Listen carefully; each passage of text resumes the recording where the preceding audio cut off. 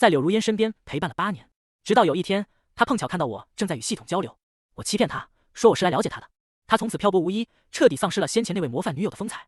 他把我困在他身旁，任由他的小狼狗、小奶狗尽情侮辱我。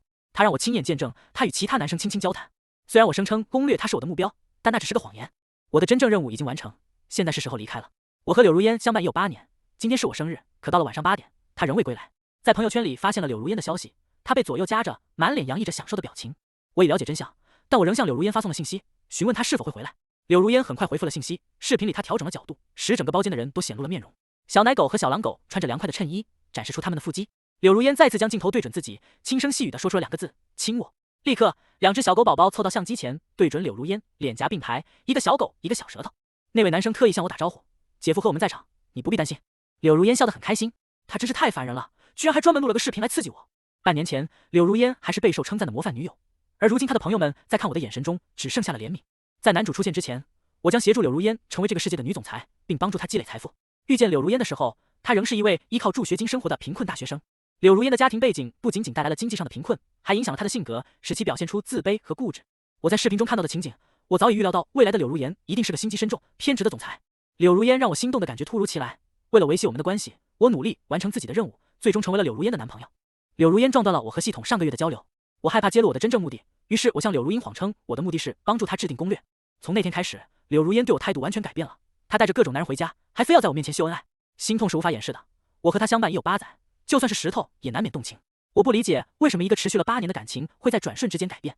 即便柳如烟认为我辜负了她的感情，考虑到我对她的事业提供了帮助，她应该和我友好的结束合作。然而，她却选择带着别人来挑衅我，让我感到很尴尬。我也意识到了动情可能会成为任务的障碍，所幸我没有将真正的任务告诉她，否则我不确定我是否能成功离开。收到柳如烟发来的视频后，我已经毫无犹豫地接受了提醒。今天是我的生日，柳如烟的反问是：生日有什么特别的？我自嘲地笑了笑，竟然还期待着她会有所改变。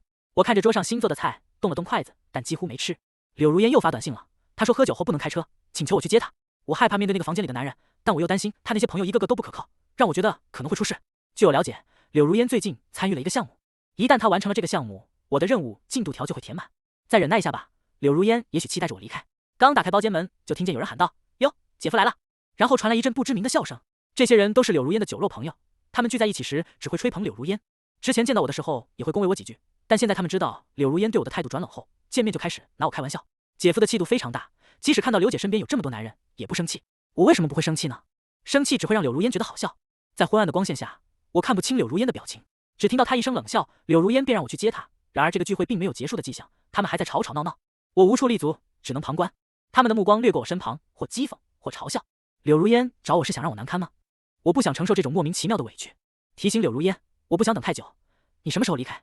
尽管包间很吵，但柳如烟还是瞥了我一眼，看来她肯定听到了我的话。她总是转过头去跟别人交流，完全不顾我在旁边。看她那副样子，我觉得就算我亲自凑过去跟她说话，她也会装作听不见。我拿起麦克风，声音充斥着整个包厢。如果你不立刻离开，我就会走了。我的行为让大家感到吃惊。沉默片刻后，有人开口了：别着急，现在时间还早呢，再等一会儿不会有什么损失。姐夫怎么这么急躁？刘姐看不惯你也就不奇怪了。柳如烟听他们一句句的刺我，缓缓开口说：你那么无趣，回去干嘛？这段话似乎充满了暗示。柳如烟身旁的男生轻轻向她靠拢，她稍作停顿，示意她保持距离，她并未有意跟她走得太近。柳如烟微笑着看向我，似乎在暗示我不要误会。她虽然容忍着身旁男生的调笑，但目光却始终锁定在我身上。我看到柳如烟与他人亲密，心中不由有些郁闷。虽然试图装作无所谓，但我还是忍不住偷偷瞥了一眼。我努力付出，却换来这样的结果，心中颇感不甘。我安慰自己，任务即将完成，离开后或许会忘记柳如烟。就在欢声笑语中，突然有人打破了沉寂。刘姐听到有人说：姐夫觉得无聊了，借我玩2天吧。那人缓缓走向我，一句话让整个场面陷入了死一般的寂静。其他人或许敬畏柳如烟，但在我心中，我只是追求她欢喜的人，而非她的所有物。何来随意转赠的理由？我注视着那人，准备他一过来就给他1酒瓶。有人突然挡在我面前，制止了那个摇摇晃晃的醉酒女人。他说话打破了沉默，以后不能再随便开这样的玩笑了。我正试图转过头去看清这位善心之人是谁，就在那一瞬间，我被拉入一双怀抱中。柳如烟冷漠而压抑的声音如爆炸般在我的脑海中响起：你没资格受我保护。下一刻，玻璃碎裂的声音划破了寂静。随着柳如烟的怒火离开我的视线，我扭头看见那个醉酒的女人额头流血，一脸呆滞。这下酒彻底醒了。柳如烟爆发完，所以人呼吸都小心翼翼，完全不敢出声。有一瞬间，我误以为我们的关系又回到了过去。柳如烟依然是那位体贴入微的女子，然而她已失去了兴致，于是带着我离开了那个地方。你是讨厌我吗？为什么要维护我？柳如烟，如果你已经对我感到厌烦，那我明天就离开。我觉得柳如烟维护我，只是因为那个喝醉酒的女人让柳如烟丢了面子。柳如烟听了我的话，又皱起了眉头。不可能，她只说了这3个字，甚至没有解释。我认为我的建议对双方都有好处，为什么她不同意呢？走了几步后，柳如烟突然意识到了什么，她转身靠近我，表情严肃地说道：“你在我身边待这么久，难道不是为了任务吗？现在连任务都要放弃了，你是不是有事瞒着我？”我突然意识到，柳如烟或许并未注意到任何端倪。当我沉默时，柳如烟开始自顾自地猜测，或许认为我在玩弄欲擒故纵的把戏。听到这番话，我感到宽慰。柳如烟并非我所想象中那般聪明。我尴尬地扭过头，装作被她看穿的样子。柳如烟嗤笑着说：“你的把戏我全都见过，别费劲了。”说完，她重新拉着我的手腕，把我丢进车里。季伯达，我不可能让你顺利完成任务，我要让你留在我身边，看着我爱上别人。我冷冷地笑了笑，问道：“我们之间到底有什么深仇大恨吗？你宁愿伤害我，也不顾自己的道德和良知吗？”柳如烟声音低沉，对所有伤害过她的人都将付出代价，这一点你应该最清楚。柳如烟的明面敌人和那些曾伤害过她的人，最终都未好收场。我争辩说，即使我的感情是虚假的，但我所提供的帮助是真实的。你忘恩负义。柳如烟听到那句话时，心中的痛楚愈发浓烈，她的表情也变得更加冷漠了。所有的衣食住行都是我供给，你难道就不觉得这是对我的报恩吗？我只想完成任务并离开，不需要别的，这个世界并不属于我。他说的一切对我毫无意义，但我还想说几句。突然想到，柳如烟让我去的理由是她喝醉了无法开车，但她明明有司机，难道她叫我过去只是为了让那群人羞辱我吗？柳如烟这颗心多么阴毒，完全不怀旧情。这8年来，我究竟是在为狗付出吗？我驾车而来，车停在一旁，所有怒火都汇聚在这2句话里。我憋住了所有的咒骂。这个角色的性格不是几句话就能改变的。8年过去了，我依旧如此。柳如烟惊讶地发现我对她的车生气了，她停顿了一下，然后大声说：“吵什么？那辆破车丢不了，不需要你操心。”和柳如烟之间的对话已经变得索然无味，她已下定决心不放手。幸好任务即将结束，不妨再忍受一段时间尴尬。我决定转移注意力。偶然间听到柳如烟给属下安排任务，感谢她的小费。她似乎特意开启了免提，那搅合作的声音让我吓了一跳。透过车窗的反光，我看到了柳如烟满面笑容的脸庞。我听到柳如烟轻轻清了嗓子，音调降低了一个音阶，情绪有些激动。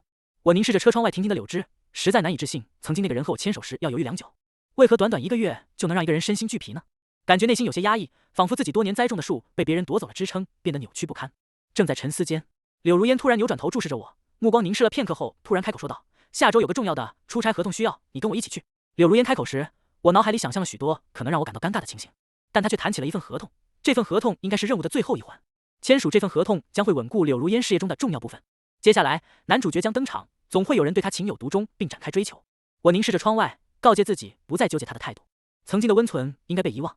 我和柳如烟从此再无交集。柳如烟出差时不仅带上了我，还有他的秘书罗密欧。这位秘书在最近1个月里频繁亮相，得到柳如烟的纵容，现在已经完全把自己当成总裁的丈夫了。尽管这次出差最多3天就能回去，罗密欧却带了一大箱东西，让人不禁怀疑他是要去旅游一样。罗密欧走过时瞥了我一眼，接着转身向柳如烟抱怨道：“这行李箱太重了，我穿着西装走起来很不方便。”柳如烟不耐烦地吐出了2个字，然后抛了出去。罗密欧并没有放弃，继续向柳如烟传达暗示。我发现季伯达手里什么都没有。柳如烟立刻感受到了含蓄的指示，她转过头示意我帮她拎箱子。罗密欧笑容满面，立刻将行李箱推到我面前，说：“看起来你连2个箱子都不费力，这个应该不算太麻烦吧？”我也笑了，径直走过他们俩。腱鞘炎又发作了，拿不起。接着我听到柳如烟愤怒的声音：“拿个东西就要了你的命了，回来！”我无动于衷，不过是个任务对象，真当自己是大爷了。柳如烟跟上来了，没走几步就抓住我的手腕，追问我要去哪里。我除了酒店还能去哪？柳如烟的表情显得紧张，她估计是担心我会偷偷溜走，所以才把我带出来。她只是怕我会离开，非得让我看她和罗密欧亲热吗？我笑了，觉得既然如此舍不得我，就该对我好一点。听完这番话，柳如烟并未放松握紧的手，反而更加靠近我，态度也缓和了些。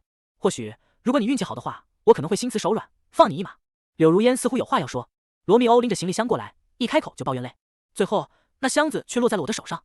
罗密欧下楼梯的时候扭伤了脚，我没有时间去纠结他是真的扭到了还是假扭，已经快赶不上酒局的时间了，不能让谈合同的事情耽误。罗密欧借着扭伤的脚，把助理本应负责的工作都推给了我。因为扭伤了脚，我无法和柳如烟一起参加酒聚，他可能不喜欢我和柳如烟在一起，所以以照顾他为由把我留在酒店。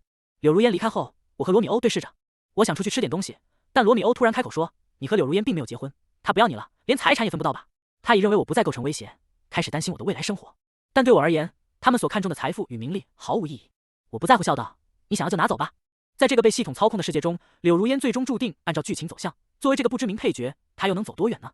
罗密欧皱起眉头，接着放声大笑起来：“别以为自己很了不起，你只是得不到而已。听说你陪了刘总8年，但这8年还不如我1个月。”我哈哈大笑：“是啊，你住哪儿？下次带我去看看。”我一提到罗密欧，他脸色顿时变了，但我还是问道：“柳如烟这么钟情于你，怎么不给你买件体面的衣服呢？”我故意晃动着衣袖上的标志，引起他的注意。罗密欧咬牙切齿地说：“你还以为你能得意多久？这个月他都很少回家，你们的感情多脆弱啊！我明天和刘总说2句，你们就得分手。”我笑了，他的自信何来？罗密欧只是柳如烟的玩物，他却自以为柳如烟动了真情。不必等明天，今天柳如烟回来时，你可以告诉他。说完，我径直离开了房间。与罗密欧浪费时间，不如享受这个世界最后的几天。泡澡时，系统提示任务进度条已满，要求在本月32日0点前完成自杀脱离宿主。看来柳如烟签订这份合同非常顺利，我原以为还需多耗费2天时间。32日即将到来，也就是1个星期后。柳如烟，你将再也不必见到我了。柳如烟又一次喝醉了，罗密欧崴着脚去接她。回来吃夜宵的时候，我刚好看到罗密欧搀扶着柳如烟进房间。罗密欧的眼神暗示我不要跟他讲。我冷漠地走过，醉酒的柳如烟可能会变得疯狂，我不敢靠得太近。当我擦肩而过时，柳如烟原本正安静地躺在罗密欧的肩膀上，却突然看到了我。柳如烟整个人都依偎在我背上，我听到她低声细语，说着不能离开我。柳如烟的话语含糊不清，我无法确定是恳求还是命令。我看到罗密欧的双眼火冒三丈，仿佛要将柳如烟从我身上拽走。然而，由于罗密欧脚上受伤，折腾了半天，柳如烟稳稳地留在我身上。我比罗密欧更加无语，拖着柳如烟回到房间。我直接把柳如烟丢到沙发上，准备离开。突然间，她稀里哗啦吐了一地，而罗密欧一边捂着口鼻，一脸嫌弃，一边指使我快去前台打电话。微微一笑：“你和柳如烟关系那么好，这种小事就交给你了。我回去睡觉了。”说完就溜了。罗密欧腿脚不灵活，没追上，一回房间就开始收拾东西。任务结束了，没必要在柳如烟面前装了。这个星期我该好好放松一下了。我接到了罗密欧的电话，他声音里充满了愤怒，匆匆忙忙的让我去见刘总。胡四担心我不信任，便让我倾听柳如烟的声音。博达在哪里？我想见他，迫切的想见博达。柳如烟含糊的念着我的名字，仿佛在模仿清晨醒来时呼唤我的模样。为何只有在醉酒时才会想起我呢？我对罗密欧说：“不要理会他，他一会儿就会自己睡着。我得走了，以后不要再给我打电话。”我本想对罗密欧交代几句，却听到柳如烟清醒而愤怒的声音：“你要去哪里？你打算去哪里？”虽然声音听起来柳如烟并没有喝醉，但她为什么要假装？我还没来得及思考，门外已经传来了敲门声。